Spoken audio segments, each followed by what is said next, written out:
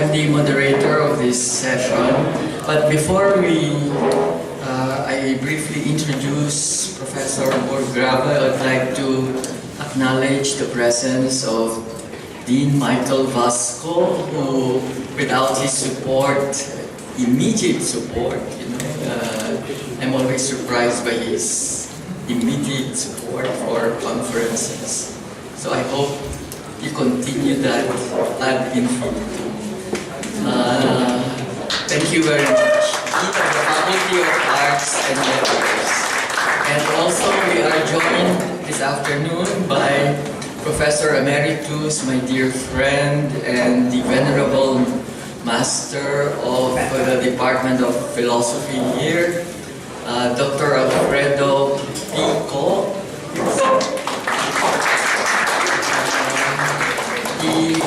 He actually promised to attend the entire conference, but he was called to attend meetings with regard to the ASEAN, right? With CHED, the Commission on Higher Education. So we come, I think, to the high point of this conference because our conference is on Emmanuel Levinas on his social, political responsibility and beyond. Okay. Let me briefly introduce Professor Burggraeve, who was born in Passendal, Belgium, 1942, and who is Professor Emeritus of the of the Faculty of Theology and Religious Studies of the Katholieke Universiteit Leuven, the Dutch-speaking University of Leuven.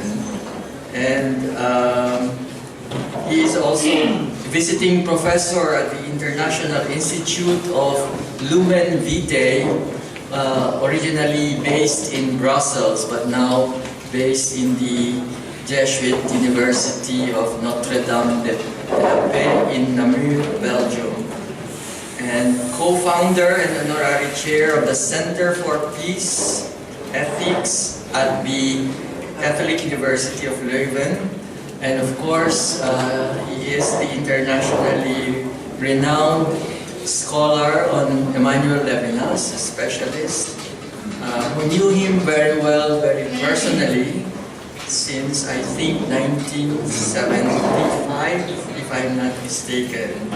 And for many years,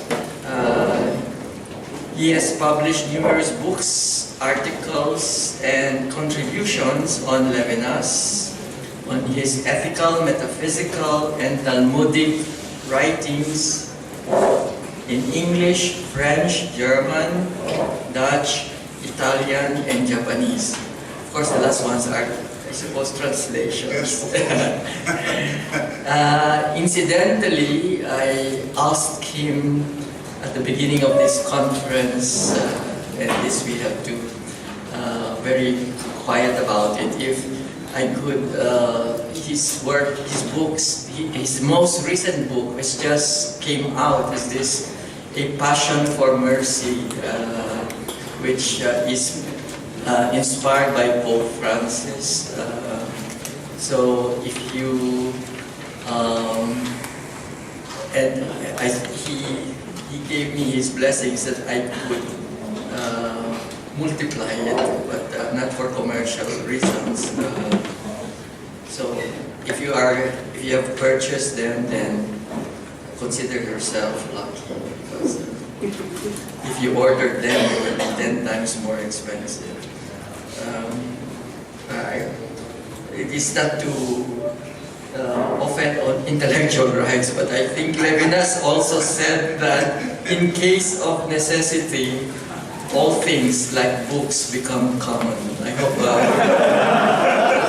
hope professors learn that, because for a while I was this professor who liked to accumulate books, but I think when I read Levinas, I began to share them. So, all right. As I said, The title here is For the Other as Modality of the Infinite in Society. And Professor Burggraeve will talk for an hour and 20 minutes. Okay, I think, because this is actually a topic which is not very developed yet, and therefore it's a topic aching to be taken by masteral and doctoral students to show that Levinas is not a philosophy like Buber. It is a full-blown social, political, ethical philosophy. So without further ado, I give the floor to the venerable Professor Roger Burggraeve. Thank you very much. Thank you, Levino, because you have been my guardian angel, and you will stay to be, I hope. And it's a guardian angel, and I have put here the bread I received and the water to show that guardian angels share food with each other. Okay, let's start. So the socio-political order and beyond. Because I'm convinced, and that was the case for me from the start from my research. When I was a young student, I liked very much in this conference all these master students and even baccalaureate students, and all people presenting with a kind of naive generosity, but clever, believing that they have not to be afraid to present their beginning in thinking and their development in thinking.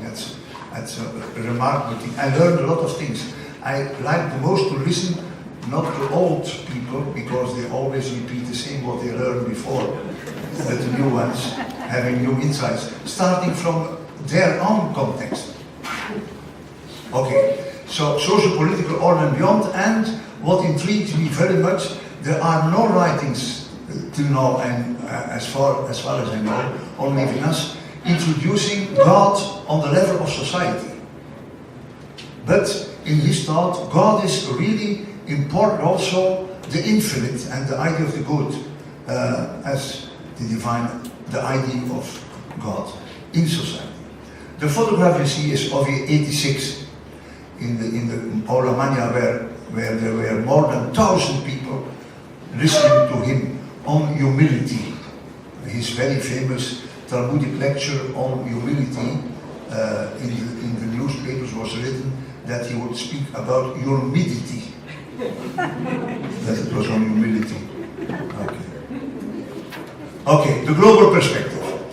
A question repeated several times by Levinas in different words. I quote one. It's very important to know whether the state, society, law and power are required because man is a beast to his neighbor, the very famous idea of homo homini lupus, or because I am responsible for my fellow. It's very important to know whether the socio-political order defines human responsibility or merely restricts its bestiality. And we all know the answer, but the answer is not just an affirmation, it's always a continuous reflection and research, and we went through this also these 3 days in a lot of presentations. The point of view of Levinas is a kind of conviction to make true as a philosopher.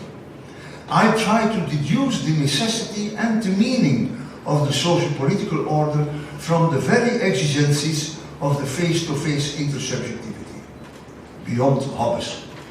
The political must be able always to be checked and criticized, starting from the ethical, namely the face of the other and our responsibility for the other. What became clear through the conference, I hope for everyone, he is not the thinker only on the face of the other, but on our ethical relationship with and through the face of the other. Okay. To synthesize, I found a very nice quotation to shock you a little bit, but also to introduce a kind of synthesis of the previous lectures and presentation I gave, and all what I heard also. Levinas makes a distinction and links both terms with each other in a kind of paradoxical unity, the tribal and beyond the tribal. Le tribal, the tribe. The tribe is expression of identity, personal and social, collective identity. Through, not only through ideas, but through forms, through concrete forms, traditions, way of behaving, signs we use, and so on.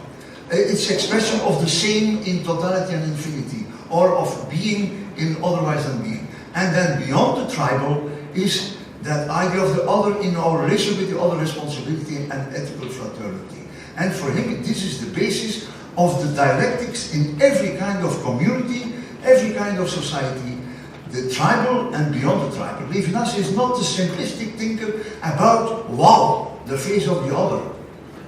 Wow, I am responsible for the other. Pray every morning that you have not to be responsible for the other, because it's a risk. Yeah, but he starts with identity and goes beyond, as I showed the first lecture. So, the tribal and beyond the tribal, and this tension and this relation, but also this conflict between both of them, and the evolution, the dynamics, is the dynamics of our societies always again. The moment, I read, the moment in which fraternity, between brackets, fraternity, because I have 3 sisters, I believe I have there a fraternity, sisterhood fraternity, on the biological level. I did not make the choice for my sisters. They are given to me. There you already have the first radical heteronomy. I did not even make the choice for my confreres in the congregation. Yeah, okay. So the moment that's fraternity beyond the tribal. The moment in which fraternity attains its full sense is when in the brother, or sister if you like, the recognizable one, the familiar one, the one who belongs to your own tribe, that when in the brother, the stranger is acknowledged. I have seen a translation of that interview in English, not by Richard Cohen, that's a very good translation, but the other one, another one translates, when I recognize the brother in the stranger. Do you see the difference? When I recognize myself, my brother, in the stranger. No, it's when I recognize in my brother, the familiar one, the tribal one, I recognize the stranger. That's the provocative element. So the beyond the tribal, the other transcends every tribal link, radical otherness. It is not that the tribal is proscribed. You see, identity is not to be neglected. It comprises many virtues, we know. And very visceral, these virtues. But in principle, the human, or the humane, I don't know if it would be better to translate humane, the human is the consciousness that there is still one more step to take to appease the tribal, scandalous exigency. So here you have the whole dynamics of his thought, always starting again with being, with the sameness, individual, social, religious sameness, and this crisis of it, going beyond. No? Okay. So, that's, I have a lot of photographs of Levinas with this finger. He was my teacher. The other, you will see the other part of the photograph, because I am the object of the finger. Yeah, but I know how to behave. Okay. So, let's now enter in his social thought. He introduces what he calls the fact of human multiplicity. We are many, we are not only 2, 4, we are many, we are thousands. That's a kind of quantitative reality. But it's more for him than a quantitative reality. It's the fact that the many other already disturb the face-to-face of we two among us. So, we are unique for each other. This brings us also to a very specific form of exclusivity. So we are exclusive. And exclusive means excluding. Intimacy, proximity, is confronted with the evil of exclusivity. And therefore, that's the first drama, the exclusion. And therefore, there is the necessity. I don't tell all the things here because I have explained that at last in 2 books, The Wisdom of Love, especially, and then later on in Proximity with the Other. But it provokes for him in name of the responsibility for the other as the humankind. It provokes the ethical necessity of justice in the strict sense. Not justice doing justice right to the other as other, that's in the broad sense, totality and infinity. But here it's much more strict because justice means to take care of everyone simultaneously, here and now. So that is provoking us, asking for equal treatment of all. So inequality, asymmetry of the one-to-one in the responsibility of face-to-face has to become equality, has to become balanced. The disbalance of the face-to-face has to become balanced. The disequilibrium has to become equilibrated. That's a problem, not simple. Confront and judge. Knowledge. The wisdom of love. No, the love of wisdom of the Greeks comes back. Weighing and measuring, classifying, distinguishing, considering, regulate. Of course, it's a problem because we have to compare what is incomparable. Already there we have a very strange kind of experience of the evil of the good. Because that will be one of the lines of my interpretation. Levinas introduces us in another experience of evil. We always think that evil goes back on bad intentions, bad will. No, no. The way to hell can be paved with the best intentions. So it's a paradoxical situation. So these third ones, these many ones, the most of them are absent and will remain absent. When you go to see the absent ones to be I thou, the other become absent. So it's something structural in our society. The most of us are invisible, not given directly, but because in the face of the other, the whole humanity is looking at us, as was explained in one of the presentations this morning. There is always the call for responsibility to mediate, to take care of all, not only the present ones, but immediately also the absent ones. And I would add, what Levinas does not so much, like Hans Jonas did, and the future ones, the future generations. Don't forget that the Bible, for me, is an intergenerational thought, much more than we think. So we need this economic, social mediations and intermediaries. That's a Hegel idea, Vermittlungen. You have to mediate. And it has to become through forms and structures and organizations, what Aristotle calls polis, the city.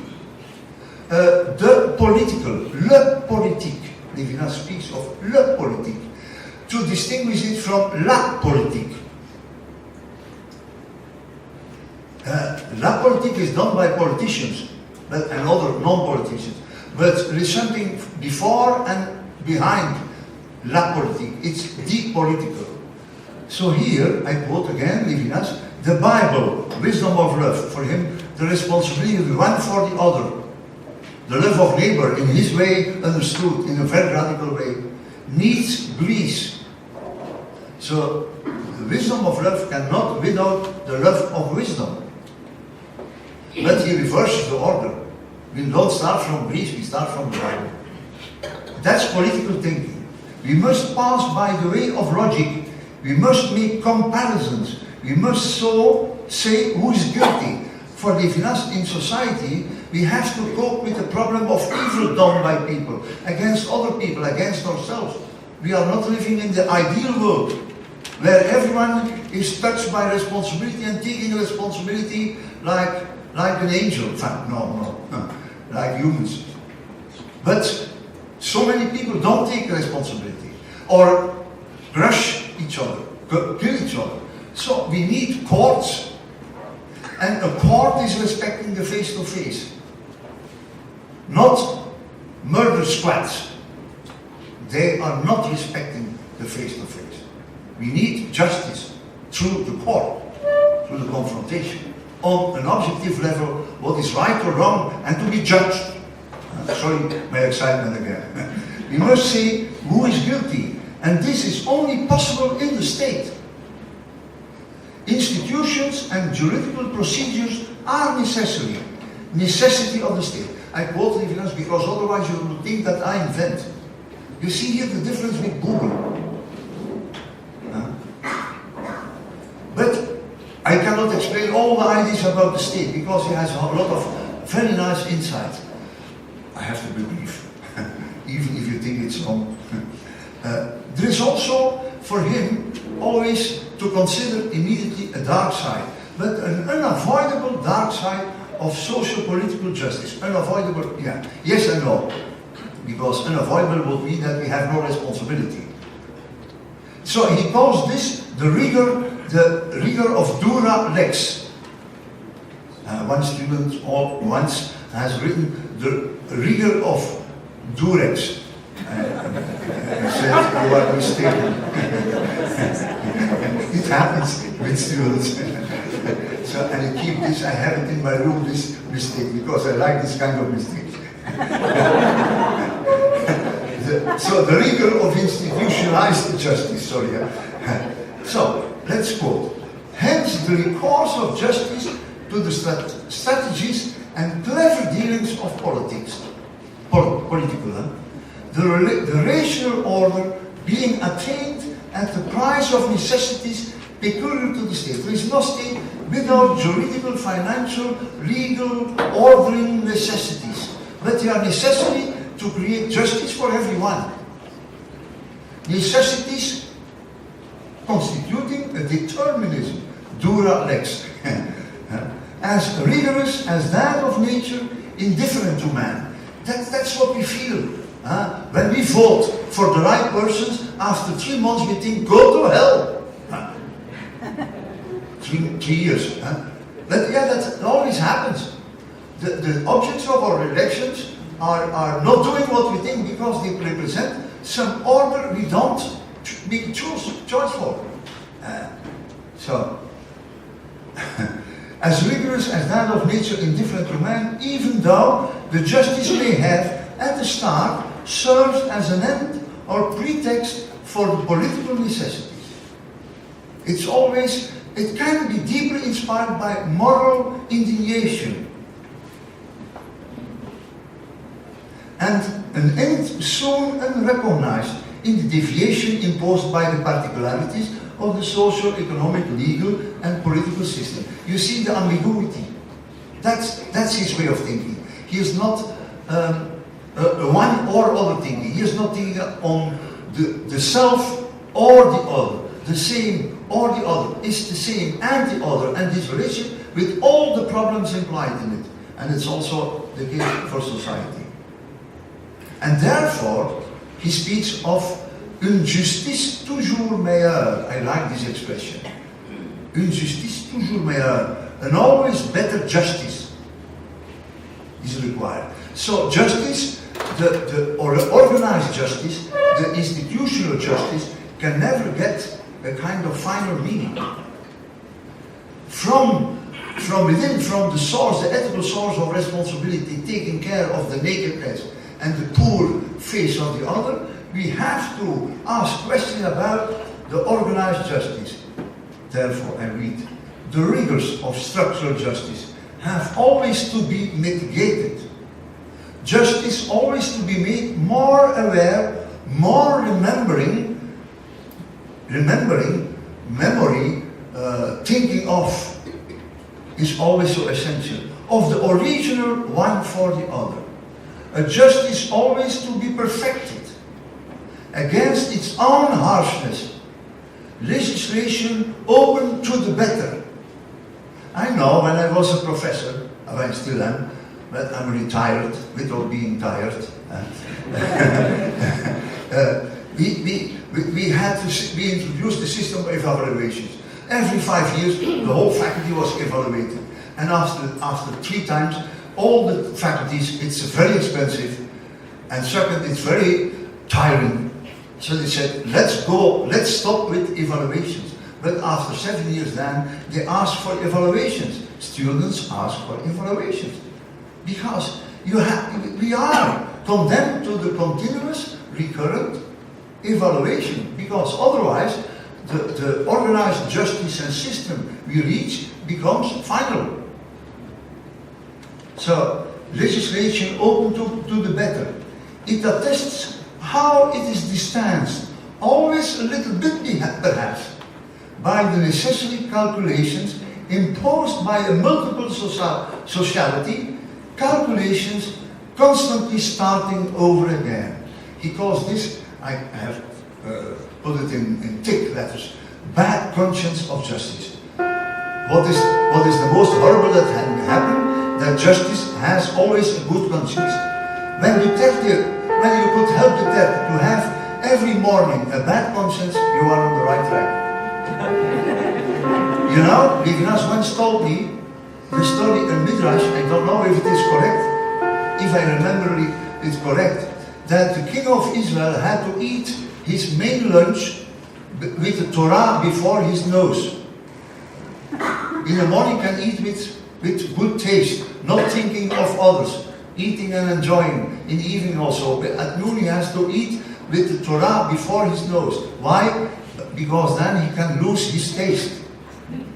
And because he is provoked to be put in question. And we have to help each other to have a bad conscience, even if you don't like it. Because then we say, go to hell. Yeah. And here we come to a very important point for Levinas. Strength in his last period of thinking. What I would like to call, but what he calls also, the perversion of the good. Not evil as expression of a bad will, but the perversion of the good, with capital G. And so that's the risk implied in every socio-political order proclaimed and organized as if it is the messianic final order. When organized justice forgets its bad conscience, represses, thus as if it's final, we know. It risks sinking into a totalitarian and Stalinist regime, it's a remarkable phrase, and losing in ideological deductions the gift of inventing new forms of human coexistence. For him it's very important because it's an inherent risk of organized justice in the political economic realm. And so therefore his awareness is double. On the one hand urgently we need organized justice to realize, in fact with so many present and far away, even I would say for the future ones, we need that organized justice. But on the other hand, the risk is that this organized justice perverts itself from within. And here, the late Levinas in 1985 introduces Wassily Grossman.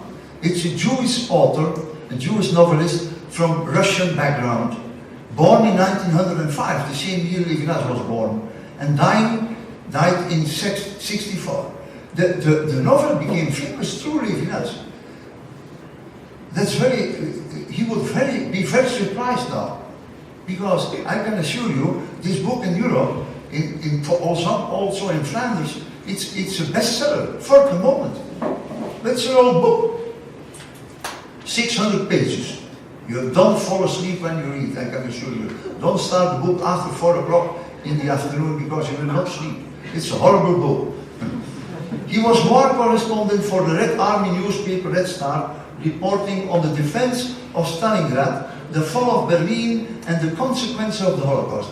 I said to Levinas, I have made a study of this whole interference of Levinas with this book and the background. I have written an article now of 50 pages in Dutch. I will look for translation. because it's very urgent to know what happened when he was reading this book. So the book was confiscated, because even Grossman believed that in the new Soviet Union it could be possible to publish the book. But then it was confiscated. Even the typing writer machine with the, how you call? Yeah, were confiscated. Of course he was lucky because he had some feeling and he had put a copy with a friend. So therefore the copy could leave Russia and be published in 80 in Switzerland, in Russian and in French. And so that was the book. Levinas said, I have read it in Russian. Yeah. Levinas integrated therefore some ideas of Grossman in his social ethical thought.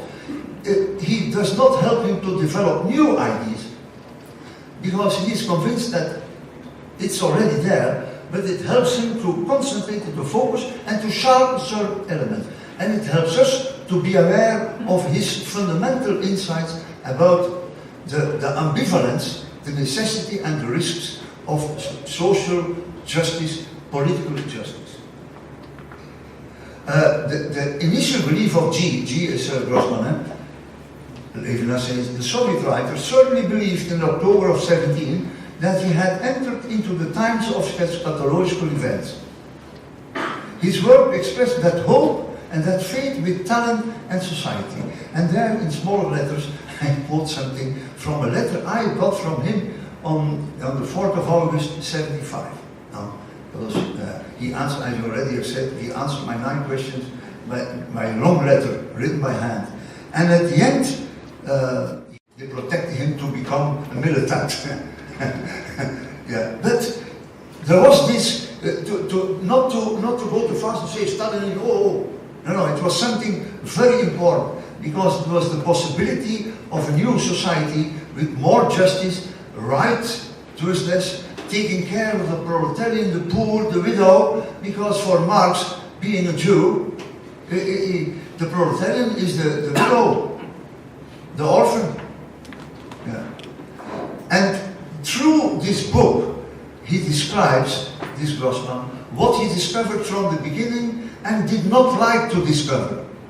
Namely, what he calls, or not he, but a figure in the book, the Stalinist perversion. And what also Levinas is shocked. Several times he introduces that feeling, what he calls the turning of Marxism generosity in its own contrary. That society of Stalin was the greatest offense of the human, because Marxism bore the hopes of humanity. Because it's the love of the other, the real other, the poor other, the stranger. And so that's a real shocking existential contradiction as experienced. That in the name of good, the evil of a final political, social, economic system is organized. In the name of good, in the name of the absolute good, absolutized good, is organized something that is radically evil. And therefore, good as realized, incarnated in social system, can contradict and destroy itself. And we find these ideas in the scribblings of a certain Ikonikov, the holy fool. You know, in the Russian writings, Dostoevsky also, the idiot. Idiot. Why do you say idiot or idiot? Idiot, yeah. Yeah, because otherwise the idiot. Thank you for helping me. Yeah. So the holy fool, the feeble-minded. If you read the book, you are very surprised. It's the most impossible, stupid, strange man. He's the son of a priest. That's always the case in Russian novels. The revolutionaries are always sons of priests. Yeah. Yeah. That's our unhappiness. We don't have sons. Yeah. Sometimes. Okay, and Levinas quotes in the Time of Nations, À l'heure des nations, a very important book, where you have the first long comment on this Ikonikov and this Grossman, where he shows that this book, he says it literally, belongs to the religious revelation for Israel. for him, a new element in the revelation, even religion. So I quote this feeble-minded guy. I have been able to see in action the implacable force of the idea of social good born in our country. I saw it again in 37. I only read one passage, but because the book is full of it. So it's very complicated, but it's full of this experience. I saw that in the name. I saw that good, organized. I saw that in the name of that idea of the good, as humane as that of Christianity. Because that's also his deep conviction. There's something very messianic in that approach of the Marxists, taking care of the other. People were exterminated. I saw entire villages starving. In Siberia, I saw the children of deported peasants dying in the snow. I saw, you have to know, this man has seen everything. Because he was on the first row. He was an embedded journalist of the Russian army. He saw also Treblinka. He testified in Nuremberg. Because he saw. So I saw it all with my own eyes. And yet, collectivization was carried out in the name of good. Terrible good. I don't believe in the good. You see what happens. And so for Levinas, this is not just an historical fact, a very nice thing to tell. 3 weeks after the collapse of the wall, the German wall, I was in Paris to talk with him, and he forgot to offer me a Cointreau. Because we always drinking a Cointreau. And he forgot, because we were so excited, immediately he started talking about this great miracle and this very important event of the falling down of the walls of Jericho, of Berlin. Yeah, because for him it was the end of what he also saw, not only the Hitlerism and the persecution in the Second World War and the horrible evil, the evil of evil, but also this horrible evil. And for him it was not only an historical thing, but very real and always possible. So he quotes from the book, even Herod did not shed blood in the name of the evil. I discussed with students about that. And I asked them to look for revolutions and changes and all kinds of concentration camps and all kinds of exterminations and genocides and all kinds of things. If something was done in the name of evil, they could not find. Because all the evil, what we consider as evil, was so horrible, is always done in the name of good, my Lord. That's the shocking thing. You ask Hitler, and he'll tell you that even the camps were set up in the name of good. I still remember a professor, Peter Haas. You know him? Peter Haas, an American rabbi who came to Leuven to discuss with Didier Pollevert, who is teaching about the Holocaust and the post-Holocaust thinking. And he presented his book, and there was a lot of people very, very deeply shocked, because the title of his book is The Ethics of Nazism. The Ethics of Nazism. Yeah. Because if you read Mein Kampf, it's justifying in the name of the good, as a form of good, what they have in mind to do. They don't do it in the name of evil. So therefore the conclusion of Levinas is to be careful and to see that every generous thought is threatened by its own Stalinism. So Stalinism is not just an historical fact, it's a metaphor of the good, the evil organized in the name of good, on the social level. Ideology is the generosity and clarity of the principle which have not taken into account the inversion which lurks on the corner when this general principle is applied.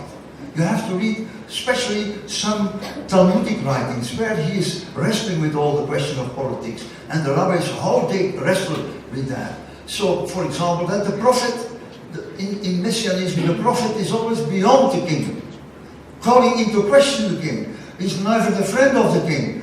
You have the prophetic guilt, yes, of the Assyrians, but the prophet is called by the Lord without guilt. Without guilt. Guilt, you say guilt? Not guilt with T, with D. Group, the company, the faculty of the prophets. No? And the prophets in Israel are exceptional. Exceptional. Because they have to confront, to ask questions. Yeah, sorry. So therefore, that's what I learned, that's my interpretation, but I have an argument. And that's what I discovered through Levinas, what I appreciated much in many presentations. It's not only an academic presentation going on Levinas, but there was a lot of existential sensibility, speaking of your own context here in the Philippines, to think what can Levinas be of help to have an interpretation, to change our situation or to cope with the problems we are confronted with. So that's what I learned in my work as ethicist, social ethicist, but also engaged in social welfare, healthcare, but also social welfare, development, and asylum, law and order systems.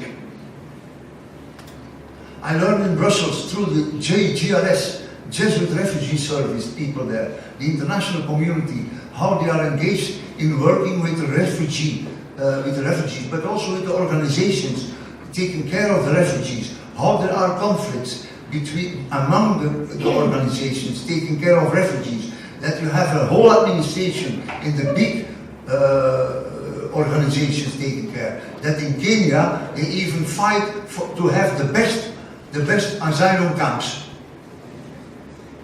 My Lord, what's going on? That's always again the same. You organize, and you think in the name of the good we have to do this and this, in this and this way, and then the organization, the structure, the system becomes something autonomous in itself. Also in the NGO world, non-governmental organization world, it can happen. And it happens. So Levinas, in '86, that's my personal experience, he was invited by the banks in '86 to speak in Brussels, in front of the Prime Minister, in front of the Minister of Finances. We went to visit the King, and I explained to Levinas, you have to say, Monsieur, Sir, Monsieur. To a king, you don't say Sire, or you say Monsieur. He said yes. And when he saw the king, he was so confused that he said, Oui, Monsieur le Prince. Oui, yes, Mr. Prince. Yeah. And so on that occasion, he gave a talk on the social meaning of money. And in '86, he warned in public, and the Minister of Finances was shocked by his promise. But Levinas was not aware. Is this so shocking? Because he warned against the financial totalitarianism in our liberal capitalist societies. And now we know what he meant. The multiple conjunctures of the economic order and of the monetary regime, which sells so well on television and on the internet, he would say today. Accumulations of power are in omnipotence at the cost of human beings. This is a very strong text. I have the manuscript in my room, but locked well in iron box.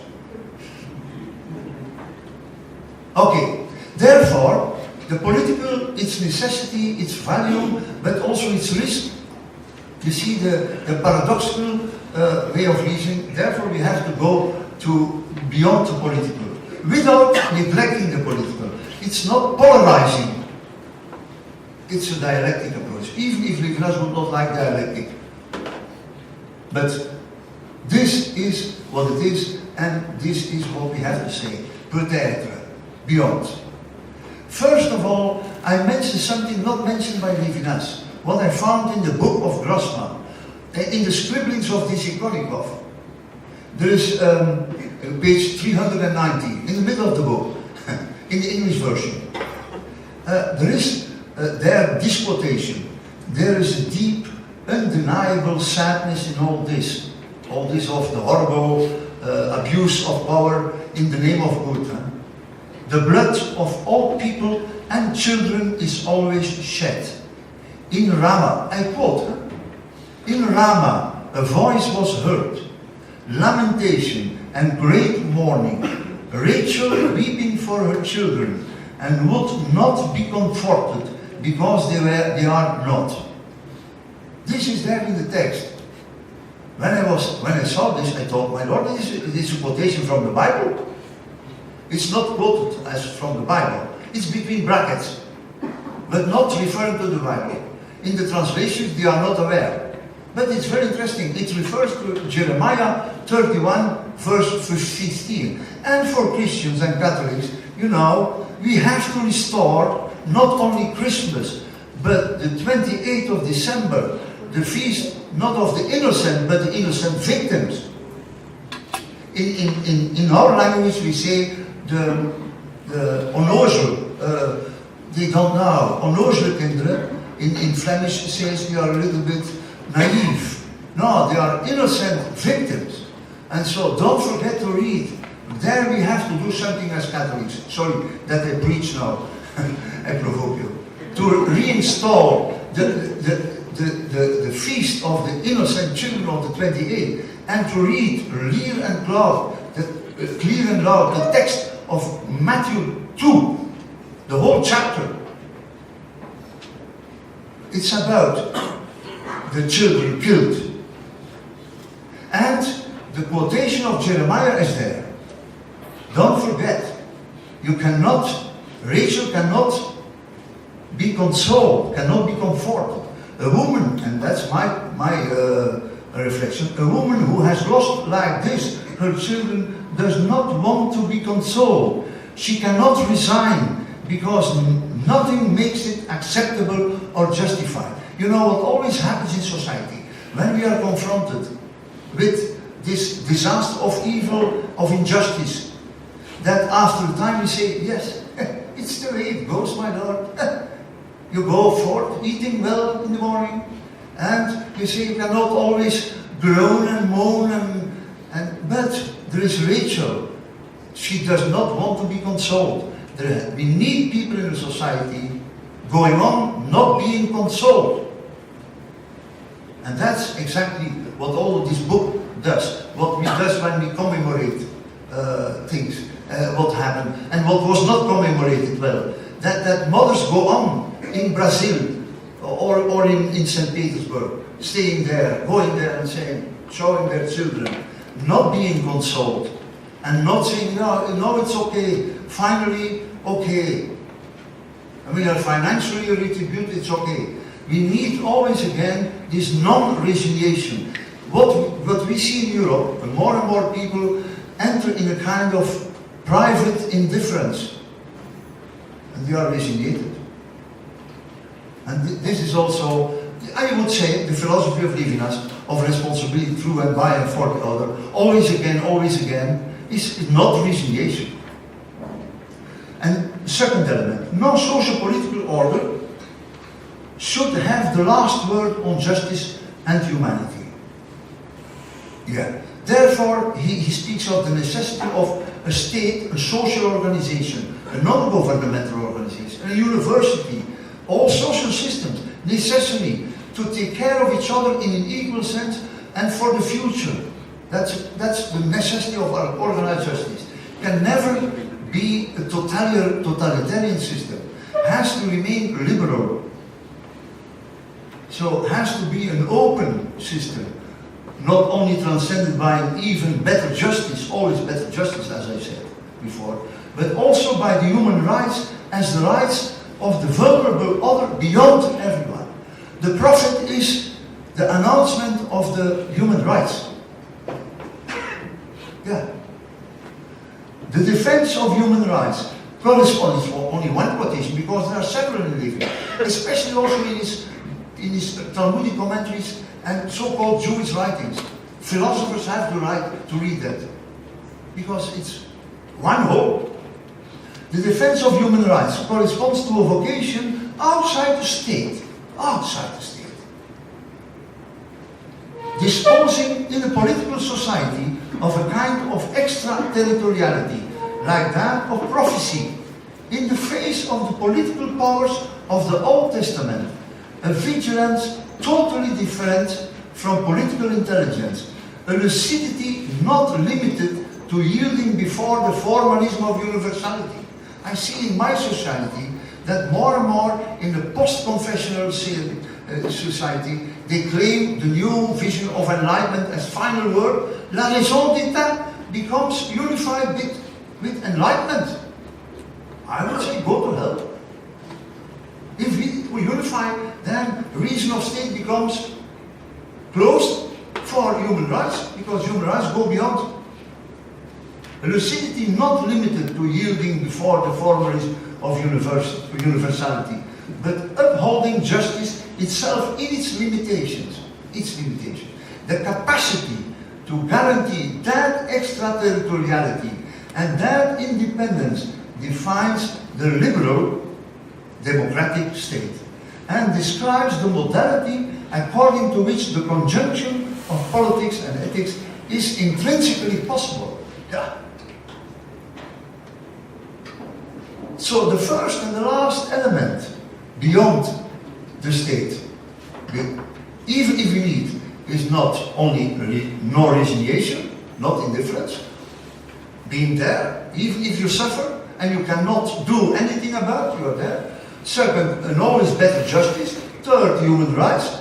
And finally for Levinas, and there he is very dependent on Ikonikov, even if it is there already before Grossman, but it becomes much stronger through his reading of Grossman and Ikonikov.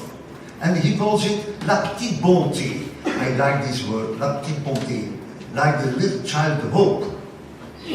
No, la petite bonté, the little goodness. Let me read one quotation. It's a strong quotation. Sometimes you would read this, it would be better not to preach in the Sunday Masses, for example on Christmas, and to read this quotation. In the decay of human relations, goodness persists. Stubborn, huh? In the relation of one person to another, face to face, you now see how it gets really a political impact. Goodness persists. Goodness, not the idea of the good. Goodness. The impossibility of goodness as a government, as a social institution, it escapes. Every attempt to organize the human fails. The only thing that remains vigorous is the goodness of everyday life, side by side with the so terrible good. Social, financial, political, so terrible good. Ikonikov, he calls it the little goodness. It's a goodness with no witnesses, but you have to read the whole passage. I have here for some people, but I can only give to make a copy the part of that book in English, because strong language. It's goodness without witnesses. It escapes all ideology. It could be described as goodness without thought. We always think thought is first. No, stupid goodness is first. Yeah. Why without thought? Because it is a goodness outside all systems, outside all religions, outside all social organizations, and outside all political structures. You know, this is the real transcendence. It are the feeble-minded, esprit faible, the feeble-minded, who defended and worked at its perpetuation from one being to another. Therefore, in the book, Ikonikos is called, ironically by the others, feeble-minded. Yeah. It is so fragile before the might of evil. It's a mad goodness. You have to have lost your mind. Huh? There are a lot of examples also in the book. That's remarkable. The most, what we have done, I tell you, now we celebrate in Belgium the First World War. I come from the region Passendale. You will mention the Battle of Passchendaele. I lived next to the greatest graveyard of the British. 33,000 soldiers are buried there. Also Indians, also Australians, also Chinese, because they were there to work after the war. They were considered victims of war till 23. And in this, what they want to tell now? Yeah, I forgot. I suffer of dementia light. Yeah, it will come. It will come. Yeah, little goodness implies, and that's very important, little goodness implies a new vision for the future. I would say implies a reversal of the order of history in society. It's a thing, it's an idea I still have to develop. I'm writing now, reflecting, to write an article on this. It's not mature, but I present it. I cannot not do it. Because Levinas and Ikonikov and Grossman, but Levinas affirms this very strongly. He speaks of little goodness as unarmed but invincible. Unarmed, invincible. Or the little goodness does never win but will never be defeated. It's in the interview I had with him in Paris on April 10, 86 on money. And there he says, la petite bonté ne vaincra pas, mais ne sera pas vaincue non plus. And what does this mean? That we always think, oh, if we organize ourselves well, there will be the war against the war. The war on drugs. Huh? And we will win. But we forget the bad conscience of this war. Because we do it in good conscience and it will finally be okay. Because we will win. And the future, our idea of eschatology is the future of the good will win. At the cost of how many people? And so here there is another insight. We are not sure that the good as organized good will win, shall win, should win. But there is something invincible. And I quote Ikonikov, it's a strong quotation. Quoted by Levinas also. My faith was steeled, reinforced in hell. It has emerged from the flames of the crematoria, from the concrete of the gas chambers. I have seen that it is not human beings who are impotent in the struggle against evil, but the power of evil that is impotent in the struggle against human beings. Infinity, it's qualitative infinity. It can never be conquered. Evil is impotent before it. Prophets, religious teachers, reformers, social and political leaders are impotent before it. Don't worry, in a certain sense. Worry very much, but there is something they cannot destroy. This dumb, blind love, it's human's meaning. Human history is not the battle of good struggling to overcome evil. You see the new eschatology? It is the struggle of a great evil trying to crush the tiny seed of humanity. But even if now, by Hitlerism, by Stalinism, by genocides, by terrorism, and go on, racism and so on. But even if now, the human has not been destroyed in human beings, evil will never prevail. You see? But that's a very important insight to confront us with visions on messianism. What Levinas does also in Difficult Freedom. So that provokes a reversal of the idea of promise. Let me just say, it cannot be silent about. For me, Matthew, as a Christian, Matthew 25 provokes this reversal of the eschatological order. When are you entering in the kingdom? When you give to eat, to drink, the stranger to visit and so on. And they asked Jesus, when did we see the rest you have done for me, you have done it to the poor, you have done it to me. There is the little goodness. That's the source of the final reality. It's not a kind of, the kingdom of God by Jesus is not proclaimed as a kind of organized justice in a final messianic state. Huh?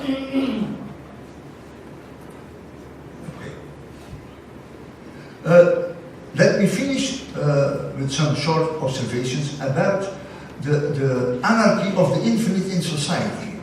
I call it the subversive anarchy of the infinite. It's a quotation from Levinas from Otherwise Than Being. He calls the infinite anarchy in the society itself. How? The little goodness is explicitly the for the other. And it's not a sentimentalist goodness. In his interview with François Poirier, he calls it, he speaks, some people consider little goodness as amour rigolo. Amour rigolo. Love as amusement. No. Because it has a very particular strength, even in its powerlessness. It's not something, wow, I like you very much, let's go to dance. No, it's in this context of the evil and this power of institutions. There is something stubborn there. And therefore, the face-to-face in the little goodness is unmasking what Levinas calls the Iliatic character, the Iliatic horror of society. Now, for the readers of Levinas, you know, the most difficult passage of paragraph in Otherwise Than Being is the passage on Ilia at the end. Horrible. I have read it at least 50 times. And I have it in my room yesterday evening when I could not find sleep. I read it and thought, oh my Lord, I understand some elements, but several elements I don't understand. But one thing I understand is that he on a certain moment says, there is the impersonal Ilia. What Levinas mentioned at the start, is a modality of the one for the other. When you read this, you say, oh, the there is a modality of the one for the other. Oh my Lord, what's going on? This is impossible. Because the one for the other is the good. And how then the there is a modality of the one for the other?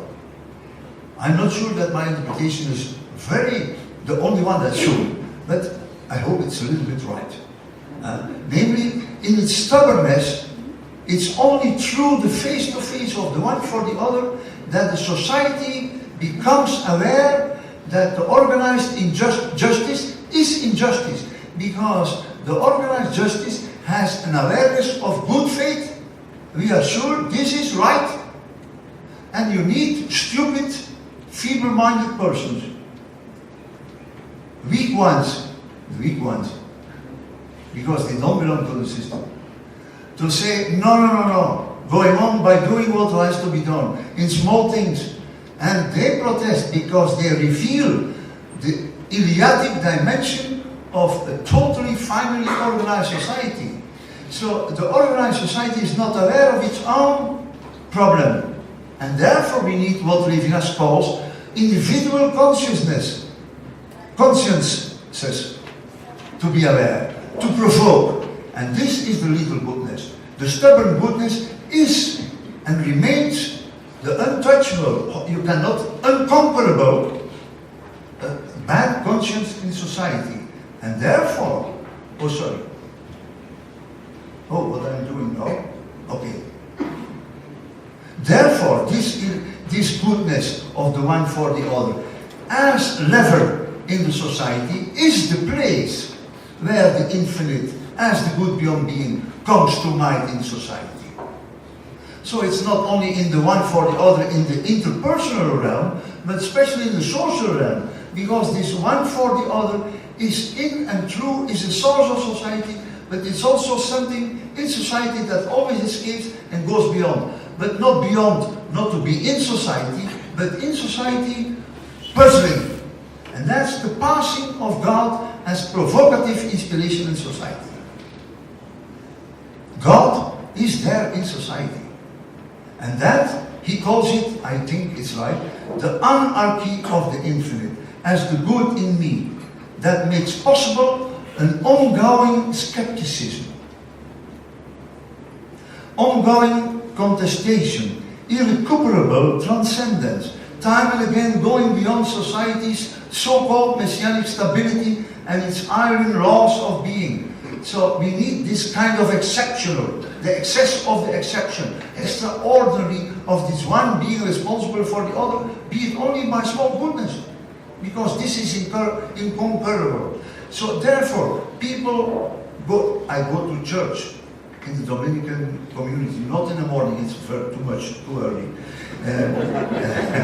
But in the afternoon or other moments, because a lot of masses there in the church. I like these people, so good people, pious people, touching these statues and so on. But if they really are emotional and pious because they are touched what happens there, they will never tolerate that the state gives the last word on justice when they meet poor people through their piety. Because they are the small good, they realize. So I see, for example, yesterday I saw a lady was there coming and was old. And so immediately a boy was going there, picking her up and bringing her to the church. If this happens, we are full of hope. Because this is the element of protest. Because you never give the last word to what is. There is otherwise than being. And this is the place of the infinite, of God, infinite as the good in us. And therefore it's based on what Levinas calls this religiosity is based on that ethical individualism. Because only the responsible me, I repeat what I said yesterday, affectable by the Iliatic, depersonalizing dynamic of the socio-political order. They incarnate the difficult freedom to put in question and to go on, to be stubborn, not to be resignated, and not to coincide with the system, always transcending the socio-economic and political order, judging here and now. This is difficult freedom, difficile liberté. Let me read the text and then finish. There are tiers that a civil servant of a socio-economic and political organization cannot see. A civil servant can see if he is not just a civil servant. But when he coincides with his position, he doesn't see. Cannot see the tears of the others. Therefore, in order for things to work and in order for things to develop an equilibrium, it's absolutely necessary to affirm the responsibility of each, for each, before each. In such a situation, individual consciences are necessary, for they alone are capable of seeing the violence that proceeds from the proper functioning of the socio-political reason itself. They alone, the eye alone, the touchable eye, can perceive the secret tears of the one unique other. You have not to wait for an organization to be there. You have to go beyond. But without reasoning, you have not first to organize a committee. You follow your instinct, your emotion, your sensibility. So, only the touchable eye can perceive the secret tears of the one unique other, which are caused by the reasonable functioning of the socio-economic, legal, hierarchical order. The vulnerable subject is indispensable to take responsibility for the all, albeit by a little goodness. It's perhaps in this sense that Montesquieu rested democracy on virtue. Let me finish with a quotation you don't find on the screen. It's a quotation taken from an interview with Anisimov, about Grossman, about the book of Life and Faith. I give to this act of little goodness a religious significance. This is my way of saying that the mercy of God, the rachamim of the Lord, because rachamim, as I already explained, rachamim is the womb of God, the motherhood, the maternity of God, bearing the other insane to be born. You know, the rabbinic tradition says the uterus is there only to bear the other to be born. You know that? Yeah. The rachamim of the Lord. So that the mercy of the Lord, God, occurs through the particular human being. Not at all because the human being is organized in a certain way, or because he belongs to a society as an institution.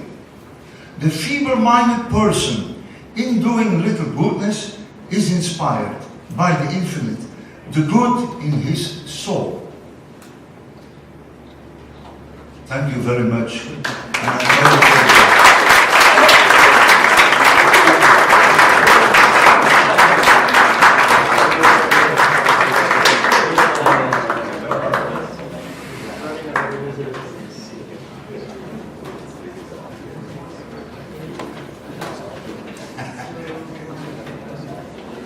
We have come to, I'm sure you must have a lot of questions, so the rule is to state your name and your affiliation, and maybe to encourage full participation, maybe to be sweet and brief in your question.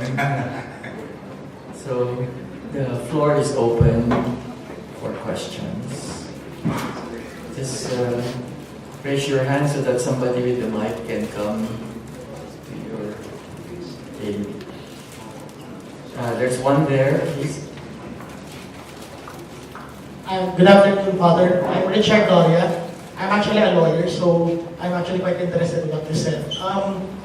Sir, any first-year law student, or I think this is universal, will tell you. Slow. Sorry, sir. Any first-year law student will tell you that the foundation of all legal systems is that all persons are entitled to the equal protection of the law, regardless of their economic standing, race, or culture. But in your talk regarding socio-political order, you notice that insofar as Levinas is concerned, he says that this impartiality on the part of the law actually depersonalizes and removes the other in the administration of justice. Repeat your last phrase, please. That based on what you said, sir, yeah. If we were to follow Levinas, the insertion of the other, or the otherness of the other, the face of the other, encounter of the face of the person, actually makes it questionable to actually make impartiality, which is the foundation of every legal system.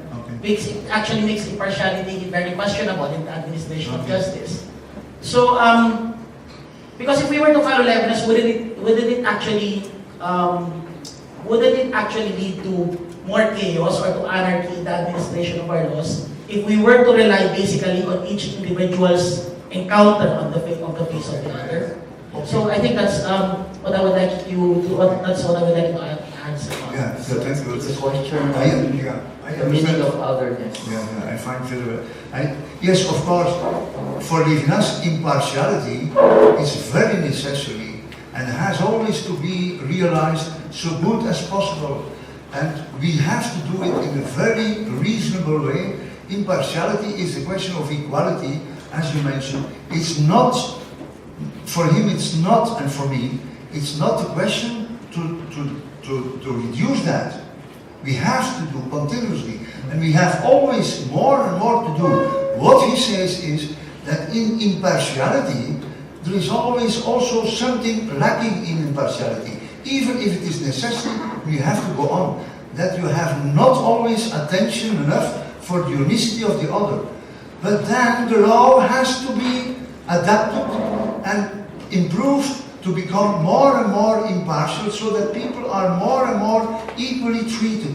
But you can never consider it this moment, the way we realize this impartiality in this way, that this is really impartial and really taking care of all in an equal way. And that's exactly what he means, that the evil of the good, because the impartiality is the good, not something that's very good, very important, that it has to be improved. Therefore, we need always a better justice to make it more and more impartial, knowing that it will never have an end and that there is always the risk of its reverse side.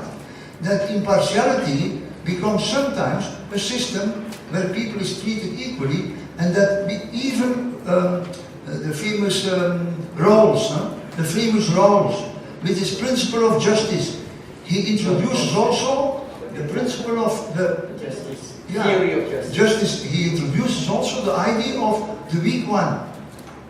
Justice is doing injustice for the weak. So what is the minor in your system? What is the forgotten in your system? Because your system is impartial, but is not. It has to become impartial. It has to become more and more impartial. And that's the ever better justice. Une justice toujours meilleure. For him it's very, very important. So it's not, it does not make questionable impartiality. It asks us the courage to improve impartiality. And to know that not everything can be done by impartial laws. And that beyond the laws we also need goodness, not organizable through laws. That's another element. But on the level of justice, impartiality has never to be destroyed. Never. But you cannot say the historical form of this impartiality, it's okay, it's final. Therefore we have to go beyond. And that's our incarnated situation, because we know very well that what we organize through legal systems is never impartial in the real final sense. Because it's organized by politicians, except in a totalitarian state, but then it's in just by system. But in the name of democracy, it's belonging to the ideology of powers, divided powers, collapsing, colliding powers, majority, minorities. And we always know that the organized impartiality is never real impartiality. And therefore we need this awareness of the crisis of the bad conscience. This is not enough, it has to improve. But the goal, the perspective is impartiality. Yeah? Okay. Sorry that I was not clear enough. Yeah, okay. Next question. Yes, please. There's one here, and maybe it would be good if people lined up I'm Martin D. From UST Graduate School.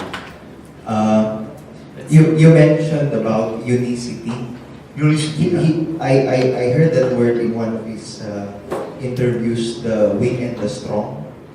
Can you shed more light about what unicity is? Unicity. The meaning of The meaning of unicity. unicity. The meaning of unicity. The meaning of unicity is that on the level of justice, we are not unique anymore. We are all equal, because we have to treat it as everyone else. But as an other person, you are unique not by your character, but because of the fact that you are there before me as this unique person, exceptional. Of course, when we bring together our considerations to create justice and to organize things, and we have to treat you equally. So, and then unicity disappears in a certain sense. Levinas calls it, and someone has called it also in the papers, dévisager. You have to deface the other, because then you lose this unicity. But unicity does not mean your character, your characteristics. Don't pay attention. Don't miss the point, because so many times we are tempted to understand the unicity of the other by his descriptability in characters. You have a beard and you don't. You are a girl and you are a boy, or something between, I don't know. You are this or that, you come from Belgium and you are a Jew, or this is characteristics, and this is a sociological unicity. But this is not what Levinas wants to say, because this is based on the difference of characteristics. So unicity for him does not mean the difference, a gestalt, a composition of characteristics that makes you unique. No, it's the fact that you are speaking to me here and now as the one speaking to me. So without characteristics, beyond characteristics, and this provokes me. In society, we cannot work like that. You are a citizen. You have to be considered a teacher. You have to be considered a pupil, a student, a professor. Even a Dominican father is not uniqueness, or a Jesuit or a Salesian. You have to bring together. But then you have the feeling that there has to be something more, because not always your case is considered as unique. For example, when Levinas discusses about uniqueness, he speaks about the traditional casuistic, la casuistique traditionnelle, and the new casuistics in his thought. Because every person is not a case of a general principle. That's the old casuistics. You have a general idea, for example, Flemish people. And Flemish people, then you say, you are unique because you have that characteristic in more sense than the other one, that characteristic. And then you unify by characteristics in the general genus. And that's based on qualities. And this is not what he needs, because my face breaks through these qualifications.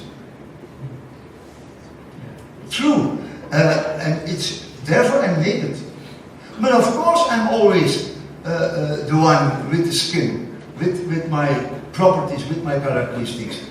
But we think, if I respect the unique character of this other one, I do well, but you don't know. But what is always more important, not to consider by seeing the characteristics, but to provoke the other to speak, the invocation, to speak and to contradict. Let me say what I learned from Levinas with his finger. No? You know, you see with his finger. But I'm very clever, I keep my hands closed. Don't touch me too much. But, but that's what I learned about unicity. He asked me, what do you think? I asked him also, what do you think? In the beginning, he was not answering because you don't ask questions to a professor. But then he became aware that in our asymmetry there is something to ask reciprocally. And and then he disagreed. That was interesting. He disagreed, or he asked a new question. No? And that's respecting the unicity of the one before the other. Without looking at the characteristics, you are beautiful, well organized, and we make a nice picture of you. Therefore, Levinas says, the visible other tries to mask himself by presenting the best characteristics. Therefore, we don't look like this when we make photographs. We look nice. Because we want to appear beautiful. And this is based on characteristics. But we are something beyond that. Of course, through the characteristics.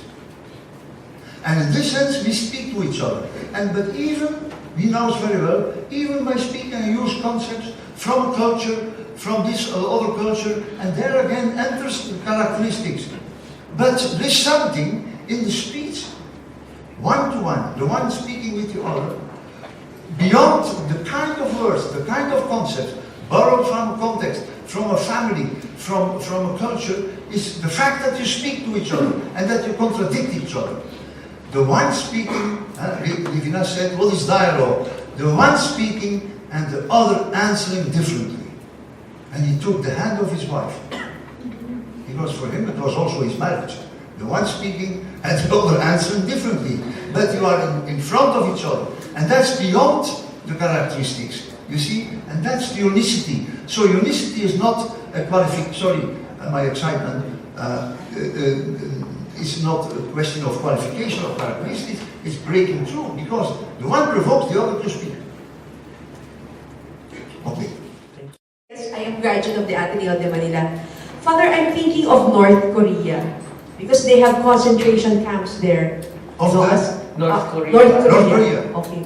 They have concentration camps there as bad as the Holocaust. As bad as, the concentration camps during the Holocaust. And I acknowledge that the power of little goodness. But we have to remember also that what brought down Berlin and Hitler are organized armies. It's a big goodness. A big goodness. Now, I'm thinking, Father, I'm so angry at the concentration camps there because they're ruled by a crazy man. I mean, he's out of wits. Okay. You know, he's not normal. Sorry. Judgment na yun, okay. Now, I'm thinking about big goodness, and I'm thinking in terms of what we call the just war. I mean, I wish we could have a Jedi army that would be so good, that could penetrate, because they're so contained, it's a totalitarian state. We cannot penetrate it. So I'm thinking of a just war. Would there be something in Levinas that would think of just war as something good? Yeah, thank you for your question. I'm very glad that you asked this question.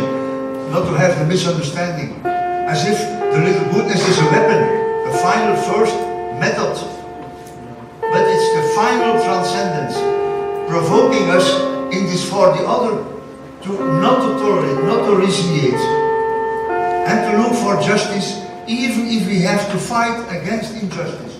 Even Levinas was very aware that on certain moments in history, there is a kind of ethical and historical necessity not to tolerate the evil done by people against others in the concentration camps, but also in the ways we organize societies now. And therefore, we have to resist and we have to organize ourselves in the name of that justice against injustice to resist. That's okay.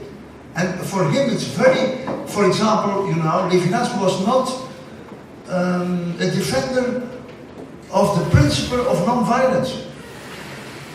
He was not. He said, I can understand that people think in the individual sense, I want to be non-violent, but you cannot universalize it, because then you say to the victims of the violence of the other, be silent.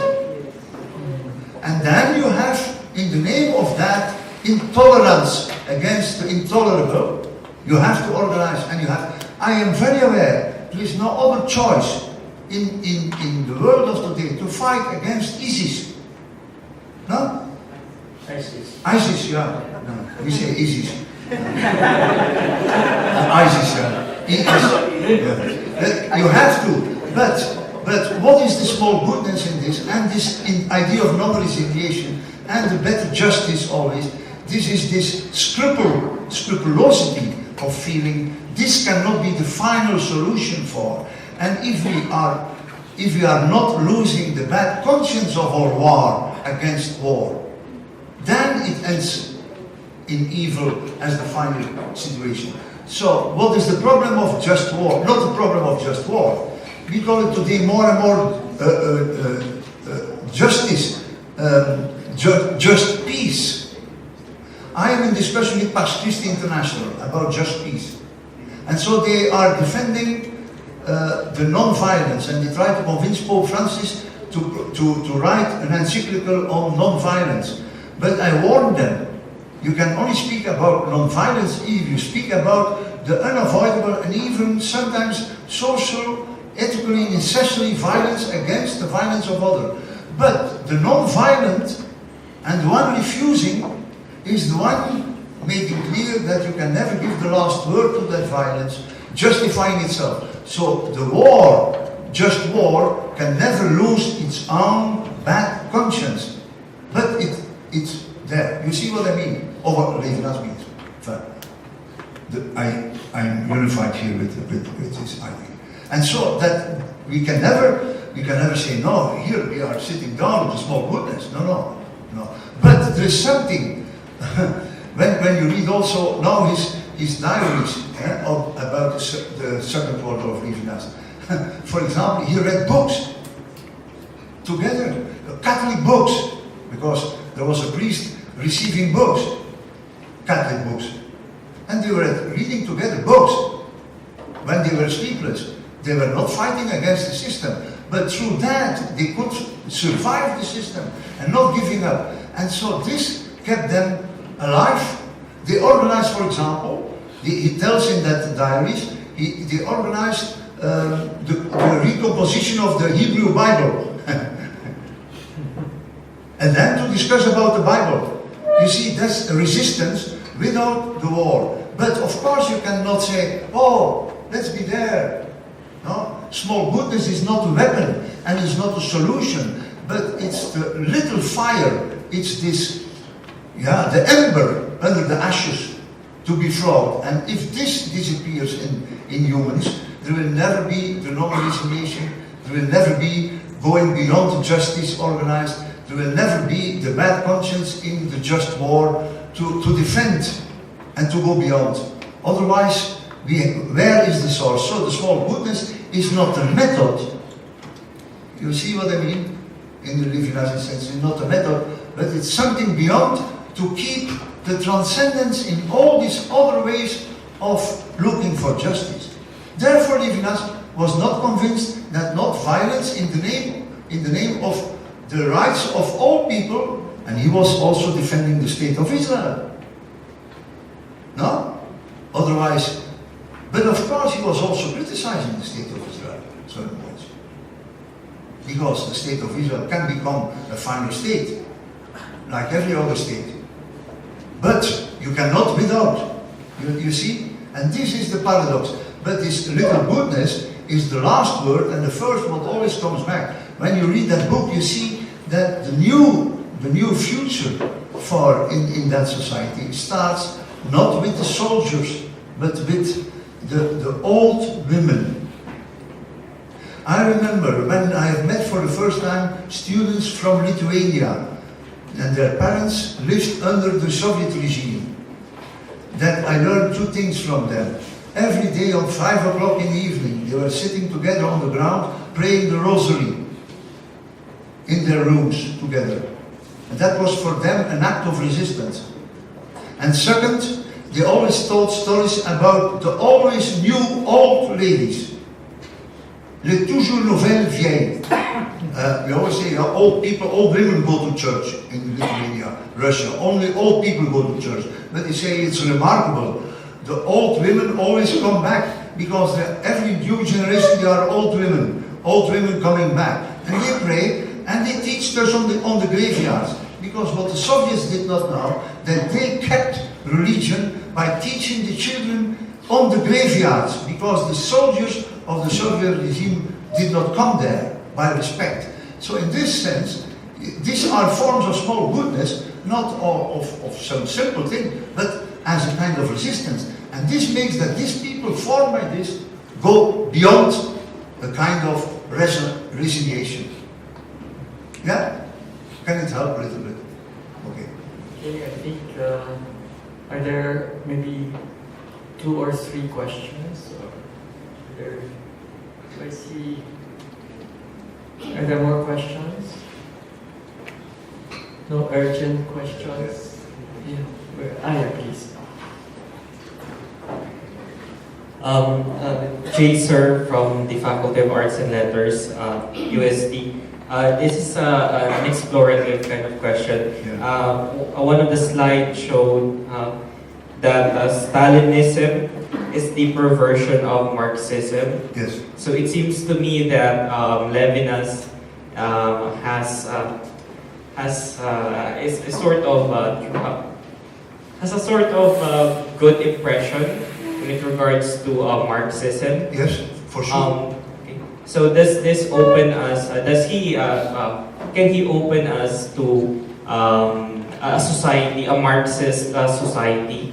Is it possible that Levinas can suggest a Marxist kind of society? In his works. Why? Because it's first and for all, always the love of the other, the proletarian, the poor, the weak, the vulnerable, to take care. Of course, he is also aware of the risk of the organized Marxism. In the name of this love of the proletarian, we consider ourselves as the proletarians. That's one of the remarks Levinas made several times. Huh? In the love of neighbor, you are the poor, you are the widow, I am not a widow. You see? And when in the Marxism the order is reversed, that was also for Levinas the problem. Namely, you reverse the order and say, I am the poor. Let us organize, we the poor. And then in the name of we organize ourselves as the goodness of society, it becomes totalitarian. And that's the great drama, tragedy of the whole Marxism. Because Marxism is based on the prophets. The young Marx said, you don't sell a poor for a pair of shoes, my God. This is Hosea, or Amos. Amos. This is Prophet Amos. So in this sense, it's much closer to the gospel and the Bible than liberalism, where the liberal, that's for him it's sure, also for me. Because in the liberal political vision, it's all based on the autonomy and the self-sufficiency of the subject, taking care for yourself and for others, as far as they are free persons, and who takes care of the weak as subjects of the social contract. Even Rawls missed the point, because the poor and the weak are object of the social contract, but not subject of the social contract. Members to participate in the social contract. We organize goodness for others. No. And this is a good insight of the Marxism or Levinas. But of course, from the moment we say we, then you organize it in the name of that poor. You organize a system destroying its own idea. So in this sense, he never accepted a Marxistic or Marxist-Leninist organized society, because that's exactly his problem. After the collapse of the war, he said, in Europe, we have we have two great experiences. One, Hitlerism and the Holocaust and the horrible evil and the evil of evil and so on, and the racism. Second, he said, and in a certain sense, it's comparable with this first. Namely, it's Stalinism, because there it destroys its own original ideal of taking care of the proletarian, organizing as its final justice, and destroying every value it is inspired by it. So in this sense, it ends in the contradiction, or what he calls the perversion of the good in the name of the good. And in a certain sense, this is worse than organizing the evil in the name of the evil. If you understand me. No? And that's provocative.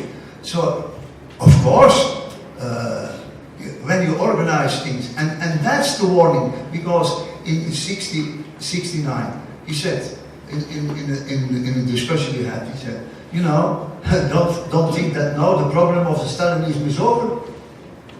The problem of Stalinism is not over. The technocracy of Western societies can be organized in a Stalinist way, in the name of good, and of liberal society and democratic society. And that's exactly what he puts the finger on, to provoke us. And therefore we need this soul of the one for the other as preceding the source, the inspiration for society, and going beyond every kind of society and organized society. You have not to agree with me. Okay, yes, could we have maybe the last question? So good afternoon, everyone. My name is Emmanuel from Katholieke University. So I would I would like to present the status quo in the Philippines today. The administration's war against drugs that is shown seemingly to be a large-scale goodness that the present administration is trying to do in order to eradicate some sort of evil. But I find it difficult explaining to my students that they would even argue with me in class that this war on drugs that seem to be presenting a good in the society is more likely in a large scale, and my understanding is presenting otherwise, which is evil. So how can I convince my students and those people arguing with me in my class that this little goodness, small goodness, would be helpful rather than that large-scale, institutionalized, seemingly good? Okay.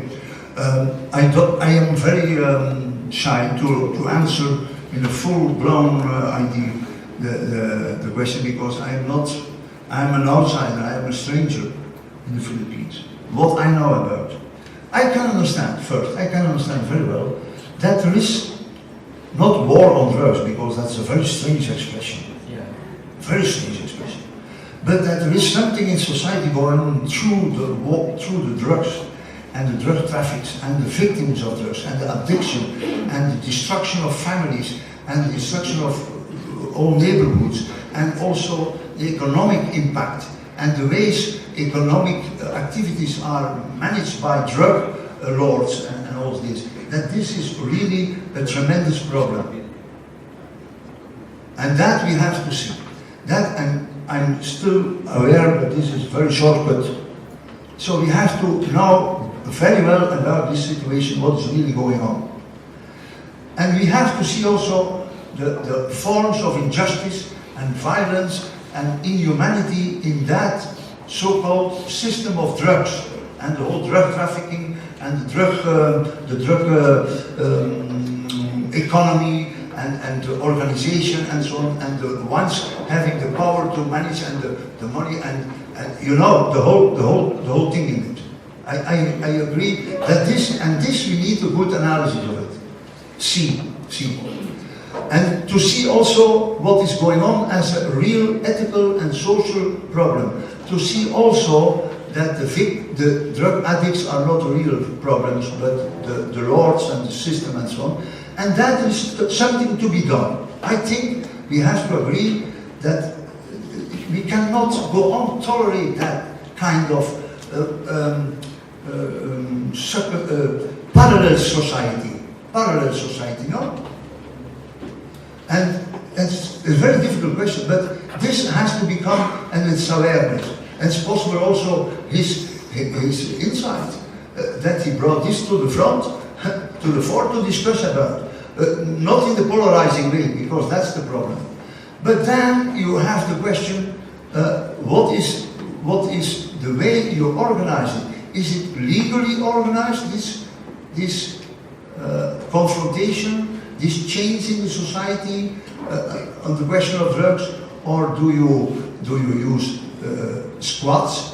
Are police officers formed for death squads, or how do you do that? Because then, in the name of the evil you try to fight against, you take the risk and also the ideology behind to justify that you organize it so that it becomes a war on drugs with a lot of evil and greater evil than it will produce.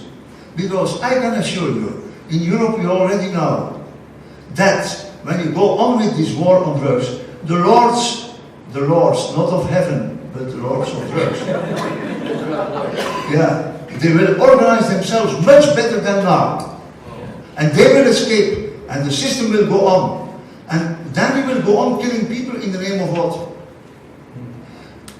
So that's, and therefore I said this morning in one of the groups, we have to enter also as church communities, religious communities, in the discussion on the reality of the problem, not to deny the problem, but to have a good insight, also to see what are the levels of the problem, the victims of the problem, because the drug addicts are also more victims, the families, and then the legal system, to reform the legal system, to have more power to fight in a real legal way, not by using means very questionable. But finally, also, that cannot be the end. We will also need people protesting against all kinds of use of violence in this. Because in this war on drugs, it becomes so easy to justify the violence. And let me repeat what I learned in St. Petersburg, to finish. It still is for me very emotional. I was invited together with 2 other colleagues from the Netherlands and Pax Christi International by the soldiers' mothers. They were invited by the European community. They did not get a visa from Putin. This simple 5 soldiers' mothers. You have to see them, old matrushkas. They call them old matrushkas. But the old mothers, pay attention. Old women are very risky and dangerous in society. They are the backbone of society, because they are free. And they were telling us, they were explaining us, they asking us, but they invited us. The evenings we were there at 5 o'clock. They went at the main gate of the biggest metro of St. Petersburg to stay there with their placards, with their brackets, thou shalt not kill. Not saying anything. Thou shalt not kill. They knew very well. It's about the Chechens. The 1 million souls they need every year. There are more soldiers in the Russian army today killed in the kazakhs by drug abuse, by violence, than in the fight and in the battles against the Chechens and elsewhere. This is not published. They publish it. The Soviet model publish it because they gather, because they are untouchable. The Matrushkas in Russia are untouchable. The old mothers, they don't touch. And they stay there. And I can assure you, if this is not the case anymore in the society, then the war on drugs always will pervert its own self. You need this beyond. And that's, in a certain sense, the little prophet, not the big one, the little one. Thank you, that's enough. Thank you.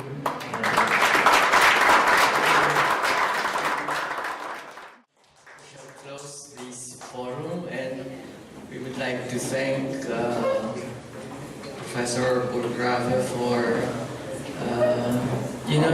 there are surprises in life, and I went to him to ask him if he was willing to come here. I was expecting that he normally invite a professor for only one plenary lecture, but he immediately offered, 3 plenary lectures, and we are very thankful for that, Roger, that you immediately, spontaneously became responsible for this little other.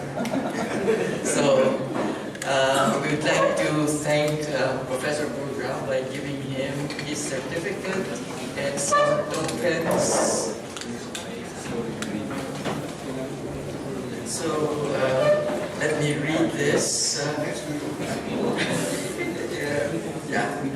This certificate of recognition on Roger Burggraeve, a Salesian of the Faculty of Theology and Religious Studies of KU, Katholieke Universiteit Leuven, for being a plenary speaker for 3 sessions in the International Conference on the Philosophy of Emmanuel Levinas, with the theme Levinas on the Socio-Political Responsibility and Beyond, held from the 13th to the 15th of July 2017 at the Dr. George T. Function Hall of the Benaventura Garcia Paredes Building, University of Santo Tomas, signed Paulo Bolaños, Chair, Department of Philosophy, Michael Anthony Vasco, Dean, Faculty of Arts and Letters, and yours truly,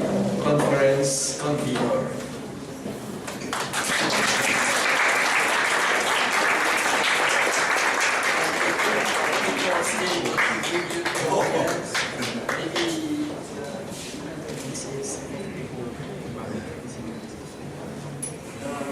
So I will have reading for my brain.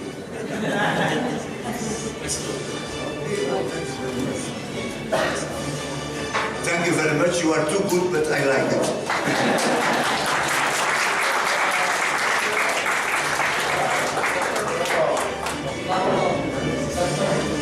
First with the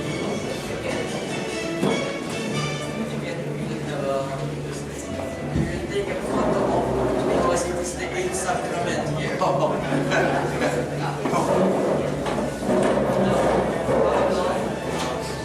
And then later with the word.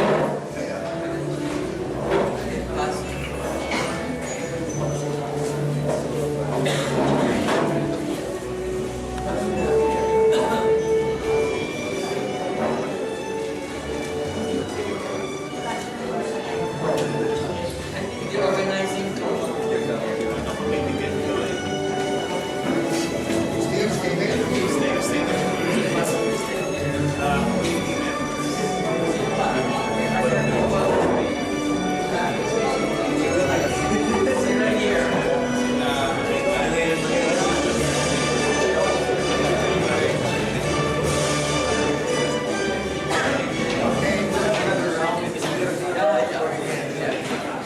Thank you very much. Thank you very much.